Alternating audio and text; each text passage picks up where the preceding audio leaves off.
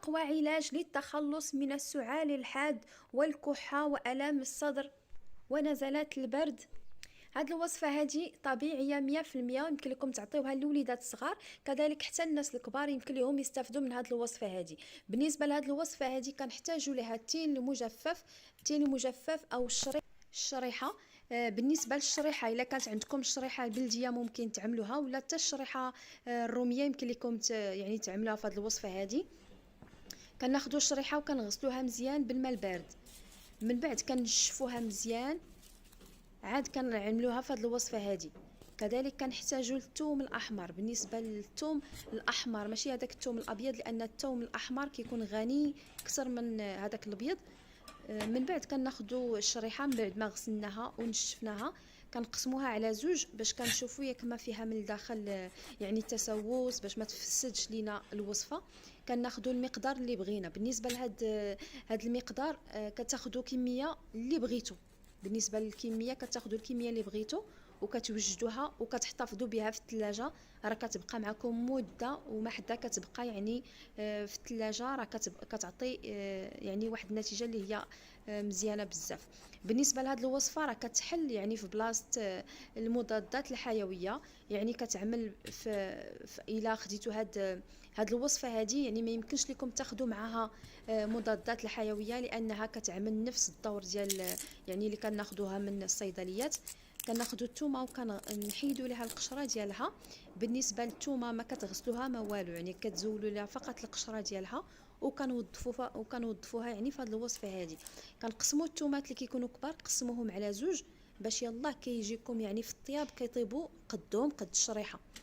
كناخذوا هذوك الشريحات اللي غسلنا وفلحناهم من الداخل، كنعمروهم بالثومه اللي كيف قلت لكم. الثومه كتقسموها، يعني ما كتخليوش الثومه غليظه، راه الا كانت غليظه، لاني انا جربتها غليظه وما طابتش ليا. كتقطعوا الثومه على ثلاثه، يعني قسموها على انصاف، عاد عمروا بها الشريحه، يعني راه واضح. انا نوريكم يعني في الصوره راه واضحه. دوك الثومات الكبار قسموهم على زوج حتى على ثلاثه باش كنعمروا بهم هذيك الشريحه. كيف قلت لكم الدور ديال الثومه علاش كنقطعوها، حيت باش طيب. الا خليناها هكاك صاينه راه ما كطيبش لينا. من بعد ما كنكونوا تاكدنا من الشريحه باللي من الداخل ديالها راها مزيانه، كنعمروها بهذوك الثومه صافي. يعني الطريقه راها باينه. بالنسبه لهاد الوصفه هذه راها معروفه بزاف، ولكن الاضافات اللي كنضيف عليها لقيت عليها واحد النتيجه زوينه بزاف، وقلت علاش لا ما نتشاركهاش معكم. يعني من بعد ما كنوجد هاد الثومه هادي، كناخذ واحد الاناء اللي كنضيف فيه الماء، نوضع فيه الماء، وكناخذ هاد الكسكاس هذا وكنخليه حتى كيفور مزيان. يعني كنقيس هذيك الثومه كنلقاها ولات بحال الزبده، يعني ولات طيبه مزيان. وضروري كنغطي عليها، يعني غطيو عليها بواحد الغطاء باش ما كتفقدش يعني المواد اللي فيها. وكنخليوها حتى كطيب مزيان. كنأكد عليكم البنات خليوها حتى كطيب مزيان، حتى كتلقاوها يعني طيبه مزيان. عاد كتزولوها من فوق النار كيف قلت لكم. من بعد قبل ما تديوها من فوق النار كنضيفوا عليها الحبه السوداء. بالنسبه للحبه السوداء راها غزاله بزاف للتخلص من السعال، كذلك الكحبه اللي كتكون حاده بالنسبه للوليدات الصغار او الناس الكبار. كيف ما شفتوا كناخذوا الحبه السوداء وكنعمروا هذيك الشريحه. الا بغيتوا تعملوها في وسط هذيك الشريحه ممكن تعملوها في وسطها، كذلك يمكن لكم تعملوها حتى هكا فوقها، راه كتبخر حتى هي مع هذيك الشريحه. يعني الطريقه سهله بزاف، غير تبعوها معايا البنات. الوصفه راها سهله بزاف والنتيجه يعني راه كتعطيكم نتيجه، يعني ما كتبقاوش من الاستعمال الاول النهار الاول كتاخذوها ما كتبقاش فيكم هذيك الكحبه، ولا الا عطيتوها لوليداتكم ما كيبقاوش يكحبوا لكم.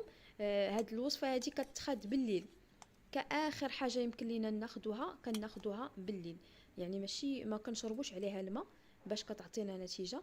من بعد ما كتكون فارت معايا مزيان، يعني تبخرات مزيان ولات رطبه، هانتوما شوفوا الماء كينقص هذاك الماء.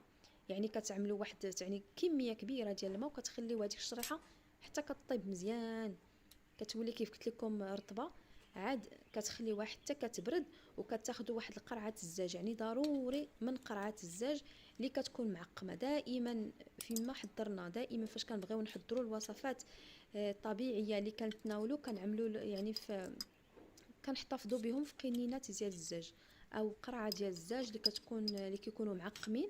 من بعد كنستفوا فيهم هذوك الشريحات، بالنسبه للشريحه راها كي قلت لكم حتى الناس اللي عندهم الشريحه البلديه يمكن لهم يعملوها، راه حتى الشريحه البلديه راها زوينه في هذه الوصفه هذه. يعني ماشي تكون عندكم الشريحه البلديه وتقولوا لا ما غاديش نصاوبوها، بحال الشريحه البلديه ولا الروميه راه كيعطيو تقريبا نفس النتيجه. من بعد ما كنعمر القرعه ديالي مزيان، ضروري تكون القرعه معقمه. كناخذوا كل شيء هذاك الشيء اللي عندنا في الكسكاس كنحتفظوا به في واحد القرعه الزاج، وكناخذوا زيت العود او زيت الزيتون، زيت الزيتون، وكنعمروا على هاد يعني هاد الشريحه كنعمروا عليها بزيت الزيتون. وكنوضع معايا واحد المعلقه ديال الصانوج او الحبه السوداء او حبه البركه.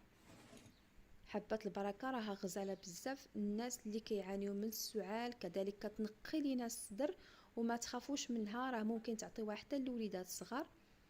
من بعد كيف قلت لكم كتعمروا عليها بالزيت زيت الزيتون. كنحاولوا ما نخليوش الفراغات في القرعه باش ما كتفسدش لينا هاد الوصفه هذه، لاننا غرضنا بها باش نحتفظوا بها مده، غنبقاو نتناولوها حتى كتسالي. ودائما ما تخليوهاش يعني في مكان من غير الثلاجه، احتفظوا بها في الثلاجه باش ما كتخسرش لكم او ما كتفسدش. كنتمنى البنات تكون الوصفه باينه، يعني الطريقه تكون باينه.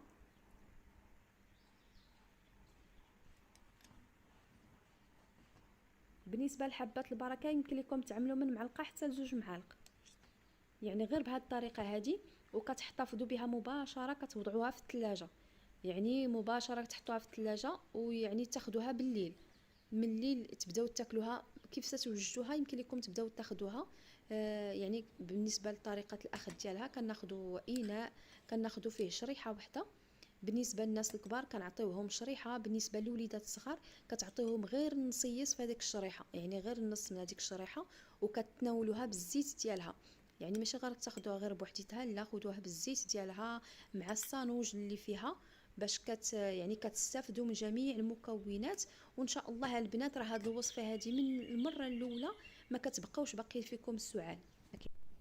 الوصفه يمكن حتى الناس الكبار يستافدوا منها، لانها كتعطي يعني الطاقه، وكتعطي كذلك الناس اللي عندهم المناعه قليله يمكن لهم يستافدوا من هذه الوصفه هذه.